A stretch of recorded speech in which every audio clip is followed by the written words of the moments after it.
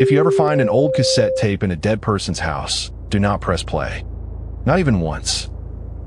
Because some voices don't stay in the past. Some voices wait for you to listen, and then they learn your name. My name is Sarah. I am 26 years old. And 3 months ago, I found my mother's voice trapped inside a plastic box the size of my palm. I think saying it keeps me safe. For now, please, just listen to the whole thing before you decide I'm crazy. By the end, I think you'll Part 1. The Empty House. My mother died in March. Cancer. Slow, then fast, the way the doctors always warn you it will be. I was with her at the end, holding her hand in a hospital room that smelled like bleach and flowers. She said, "Sarah, don't listen to anything that sounds like me if I'm not really there." I thought it was the medicine talking. She was on so much morphine by then. Her mind wandered. She said strange things all week about shadows in the corner, about a man standing by the window W. One night, she woke up gasping and told the nurse very calmly that someone had been sitting on the aisle, held my mother's hand, and told her she was safe, that I was there, that nothing could hurt her. I still don't, not fully. But I understand enough now to be afraid. After the funeral, it fell on me to clean out her house. I'm an only child. My father left when I was young, and it was always just me and Mom. In that small house on Maple Row, everything smelled like her perfume, like old paper, like dust settling on furniture that hadn't be her reading glasses were still sitting on the arm of the couch, folded neatly, waiting for a woman W. I gave myself 2 weeks to sort through everything. Clothes to donate, furniture to sell, photographs to keep. It was slow, heavy work, the kind that makes your chest hurt. Even when you're Hans, some days I sat on the floor of her bedroom and cried for an hour and got through nothing at all. On the attic was smaller than I remembered, low-ceilinged, thick with dust that floated in the one beam. I started opening the boxes one by one. Old baby clothes, folded so small they looked like they bellow photo albums with plastic pages gone yellow and cracked.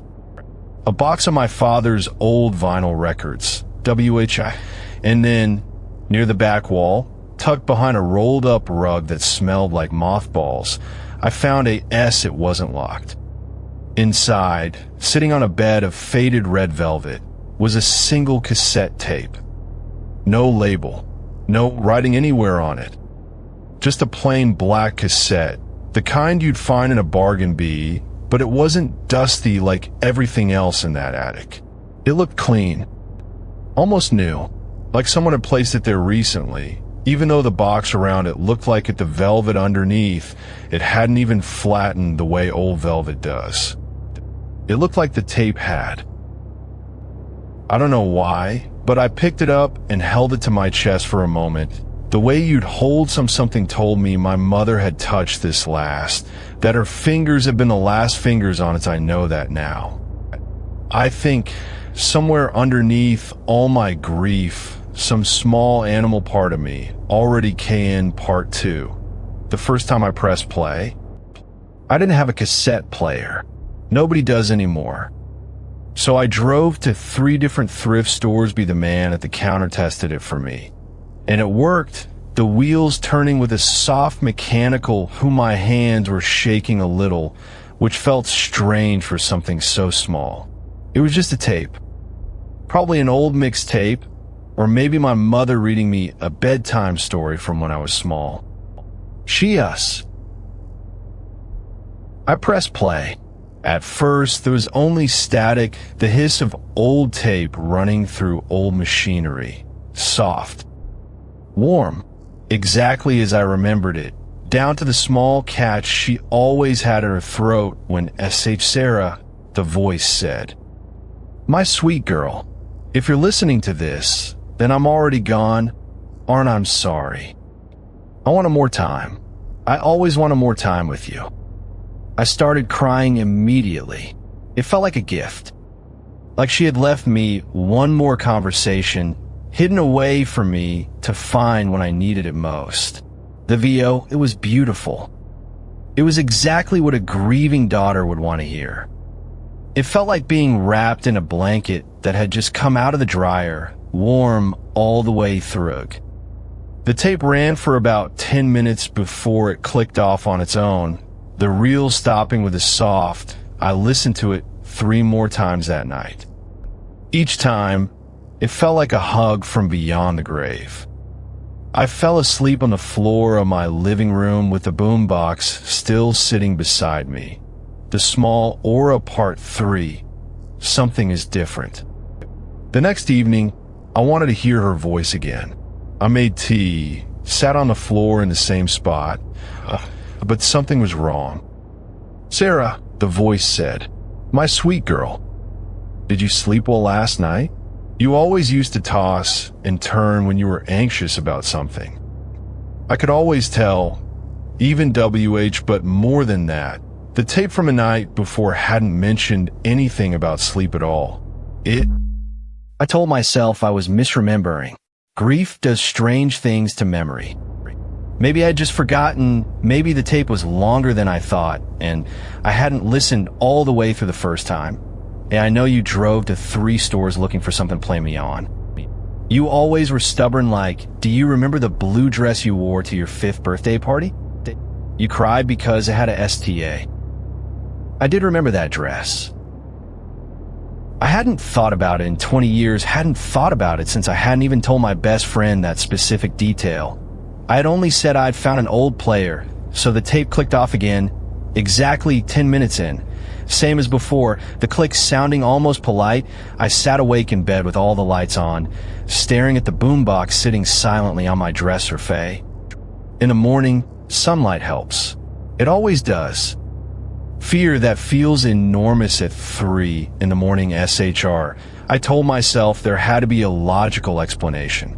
Like, maybe the tape had multiple tracks, and the PLA nobody could record onto an old cassette tape and place it inside a sealed box in an attic that had Denise sounded confused.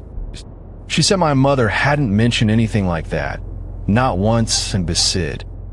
That should have scared me more than it did. Instead, some strange, hopeful part of me wanted a bell that makes the impossible feel like comfort instead of danger. Like a door left open instead of a trap. Most of what came up was nothing. Obituaries, church bake sale announcements, a decades-old article the headline read. Local woman's death ruled accidental after months of strange behavior. Diaries. I stared at that clipping for a long time. I told myself it meant nothing. Coincidences happen. Oh, but I wrote down the name anyway, Eleanor Voss, on a scrap of paper I folded into my pocket, and I depart 4.5, the house on Larkspur Street. Before that, though, curiosity got the better of the house was still standing, a narrow 2-story with faded blue siding, a chain-link fence around A. An old man was raking leaves next door, moving slowly, the way people move when their bodies have SD. He looked at me for a long moment. The way you look at someone when you're deciding how much truth tea. He said she'd been a normal woman once, cheerful, always waving from her porch, always bringing over she stopped coming outside during the day. Her lights would be on at strange hours, 3 for NT. Talking like a conversation, he said, leaning on his rake. Back and forth. Except there wasn't Ev Margaret. Walter's face did something complicated, somewhere between sadness and something older and the girl. He shook his head slowly. The girl was gone before the funeral.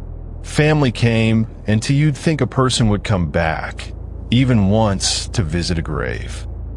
She never did, or maybe she never. That night's recording started the same way. Static, then her voice. "Sarah," it said, "you called D. I never told anyone about you and me." Not really. Some things are just between a mother and her dog. It was still my mother's voice. exactly her pitch, exactly her softness. But underneath it, their W, didn't you pray for it some nights after I got sick? Didn't you lie in bed and beg whatever's list? I know things now that I never knew when I was alive, the voice said. I know you didn't visit me my fears.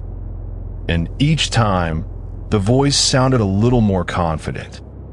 A little more like it belonged, and then the voice, still using my mother's exact tone, her exact warmth, but with that cold patient, I dug deeper into Eleanor Voss, cross-referencing old city directories, property records, anything T.